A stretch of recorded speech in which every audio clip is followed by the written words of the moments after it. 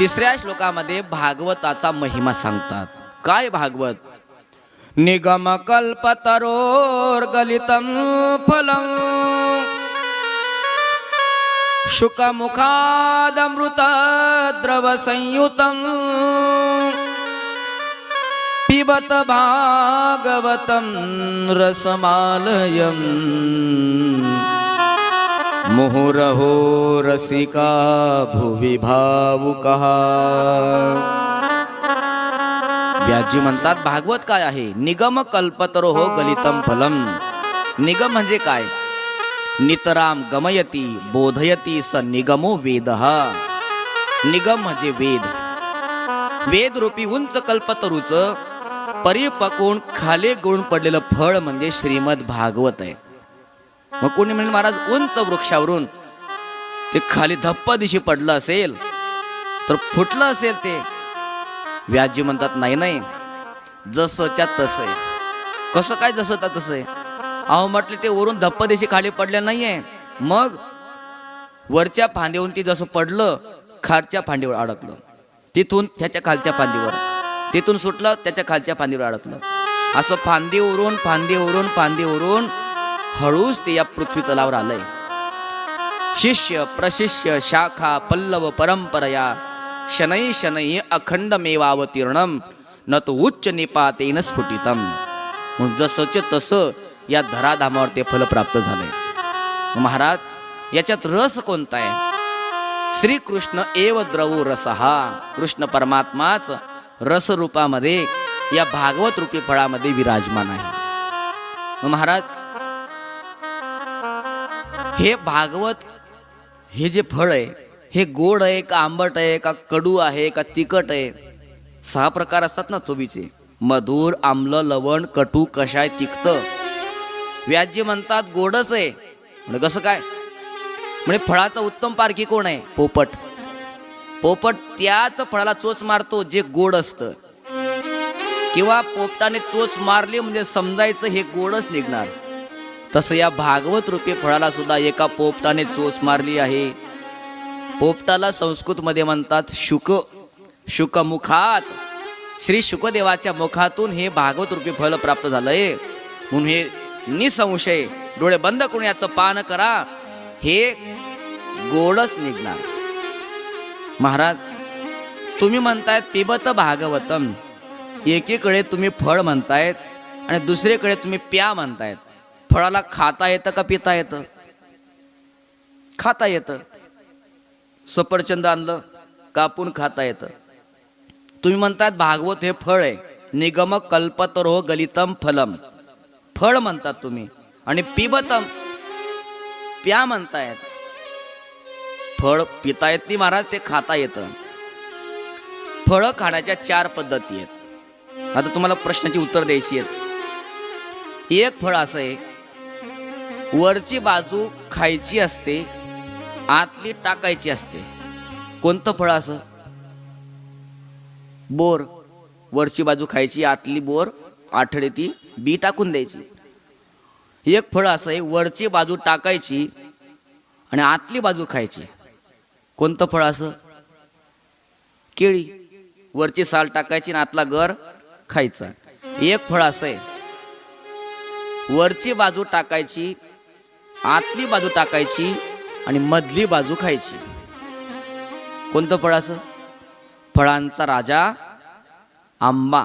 वरची साल टाकायची, आतली कोय टाकायची, मधला तेवढा रस घ्यायचा. एक फळ असं आहे वरची बाजू खायची, आतली बाजू खायची, मधली टाकून द्यायची. जो सांगेन त्याला माझ्याकडून 1 रुपया बक्षीस मिळेल.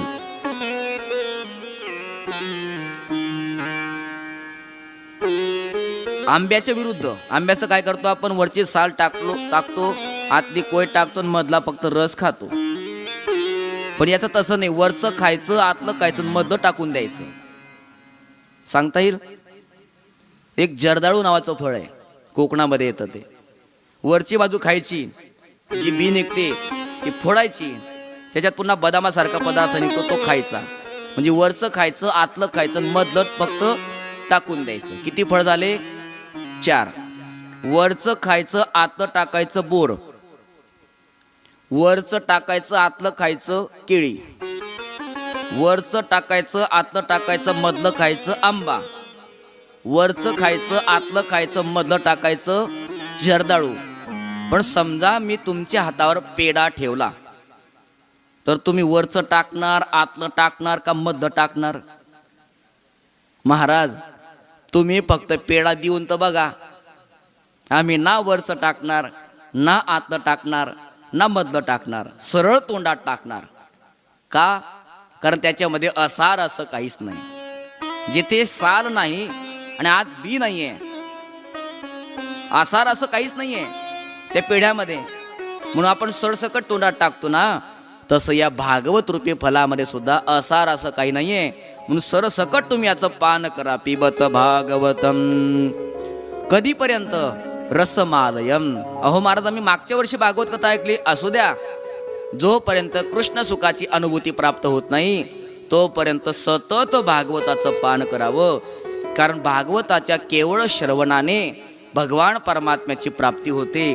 भगवान परमात्मा अंतःकरणामध्ये विराजमान होतो. बोलो भागवत भगवान की. व्याज्य म्हणतात, या रसिकांनो तुम्ही या, भाविकांनो तुम्ही या आणि या भागवत रूपी फळाचं तुम्ही पान करा. लोक म्हटले, महाराज अहो व्याजी महाराज, अहो तुम्ही भागवत रूपी फळाला पिण्याकरता सांगतायत, मग दोन लोकांना का बोलवतायत? रसिक आणि भाविक. तुमची पानपोई फक्त दोन लोकांकरता बनवली का? म्हणजे नाही नाही, पानपोई तर सर्वांना करताय. मग या दोन लोकांना का बोलवता तुम्ही? म्हटले या दोन लोकांना विशेष तहान लागली आणि ज्यांना तहान लागली त्यांना पाणी पाजण्यात जो आनंद आहे तो इतरांना नाही. पुण्य मिळवायचं असेल ना तर उन्हाळ्यामध्ये पानपोई टाकली पाहिजे. समजा तुम्ही पानपोई घातली, तुम्ही पाणी वाटप करतायत आणि एखादा साहेब आले, अहो साहेब या ना, बघा किती सुंदर पाणी आमच्या पानपोईचं. साहेबांना जर तहान लागली असेल तर साहेब धावत येतील आणि पाणी पितील. पण जर साहेबांना तहान नसेल, साहेब येणार नाही. तुम्ही जर खूप आग्रह केला लगेच पाणी पिणार नाही. आधी विचारतील, पाणी कुठून भरता? आडाचं आहे, विहिरीचं आहे का बोरवेलचं पाणी आहे? अहो साहेब आमच्या शेतातली विहीर आहे, त्या विहिरीतून आम्ही पाणी घेत असतो. बरं पाणी भरत असताना भांडे घासताना? हो व्यवस्थित घासतो आम्ही. बरं त्या रांजण्यामध्ये भरत असताना व्यवस्थित वस्त्रगाळ करता की नाही? अहो साहेब वस्त्रगाळ करतो, भांडे घासतो, आमच्या विहिरीचं पाणी आहे, प्या तर खरं, बघा किती थंडगार पाणी आहे. साहेब म्हणते जास्त थंड नाही ना, नाही तर घसा बसून जाईल. मला सांगा साहेब एवढे प्रश्न का विचारतायत? कारण साहेबांना तहान लागली नाही म्हणून. आणि हेच साहेब मे महिन्यामध्ये राजस्थानला गेले फिरण्याकरता. जवळचं सर्व पाणी संपलं, वरून सूर्य तापतोय, खालून वाळवंट तापतय. एवढी तहान लागली, एवढी तहान लागली, आता जर पाणी मिळालं नाही तर प्राणोत्क्रमण होते की काय, अशी परिस्थिती निर्माण झाली. अशा वेळेस जर साहेबांना एक ग्लास भरून पाणी दिलं, साहेब विचारतील का हे आडाचं आहे का विहिरीचं आहे, भांडे घासून भरलंय का वस्त्रगाळ करून भरलंय? असं विचारतील? नाही विचारणार. ते म्हटले आता हा ग्लास मी कधी हातात घेईन, कधी पाणी पिणार आणि कधी माझी तहान भागवणार, कधी माझ्या जीवाचं रक्षण करणार. ज्यांना तहान लागली ना तो बाकीचे प्रश्न करत नाही, धावत येतो, पाणी पितो आणि आपली तहान भागवतो. तसं व्यास महर्षी म्हणतात, या दोन लोकांना तहान लागली. रसिका भुवि भावुका, जी रसिक आहेत आणि भाविक आहेत या लोकांना भागवत कथा श्रवण करण्याची तहान लागली आहे. म्हणून त्यांना फक्त कळालं पाहिजे की अमुक गावामध्ये भागवत कथा सुरू झाली आहे. धावंती रस लंपटहा, धावत धावत येतात आणि भागवत कथा श्रवण करतात. पण जे रसिक नाही आहेत, जे भाविक नाहीत ना, त्यांना जर तुम्ही कथा ऐकण्याकरता बोलवलं, पहिल्यांदा तर ते बेटोक मना करतील, मी येणार नाही असं. पण तुम्ही म्हणता या ना, किती सुंदर असं वातावरण आहे, विद्या मंदिरामध्ये ज्ञानाची चर्चा सुरू आहे म्हटले, सुंदर असे गायनाचार्य वादक आहेत, सिस्टीम सुंदर आहे, बसण्याची व्यवस्था चांगली आहे. हा सर्व मान्य आहे, पण वक्ता चांगला आहे का?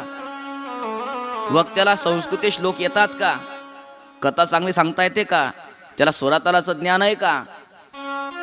त्याने काही विद्याभ्यास केलाय का? असे प्रश्न विचारतात. काही काही तर फार पुढे जातात. आपल्या जातीचं आहे का? ही फार मोठी कीड लागली बर का. एक दोहा सांगतो तुम्हाला.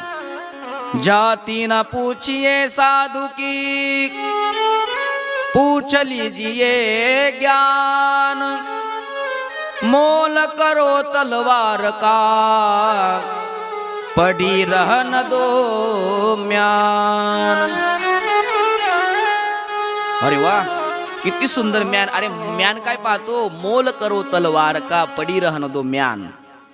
तसं जाती ना पूछे साधू की, पूछ लीजिए ज्ञान. आपल्याकडे जर एखादा कीर्तनकार आला तर तो कोणत्या जातीचा आहे असं विचारू नये. महाराज, तुम्ही कोणत्या गुरुजीकडे शिकलेले आहात? कोणकोणत्या ग्रंथाचा अभ्यास केलाय तुम्ही? काय काय अभ्यास केलाय आम्हाला सांगा, असं विचारलं पाहिजे. पण ते राहू देतात. आणि तुम्ही कोणत्या जातीचे आहेत? काय करायचंय? जाती ना पूछे साधू की. आणि समजा आपण बळजबरी बोलवलं, बळात्कारे जरी आणला कथेसी, निद्रा घे लोडाशी टेकुनिया. एक तर झोप घेतील, नाही तर व्यासाचं डोकं खराब करतील. व्यास वर्षी म्हणतात त्याच्यापेक्षा असे लोक कथेला नाही आलेले चालेल, चांगलं आहे. मग कोणी या? जे रसिक आहेत, जे भाविक आहेत, त्यांनी या आणि भागवताचं पान करा.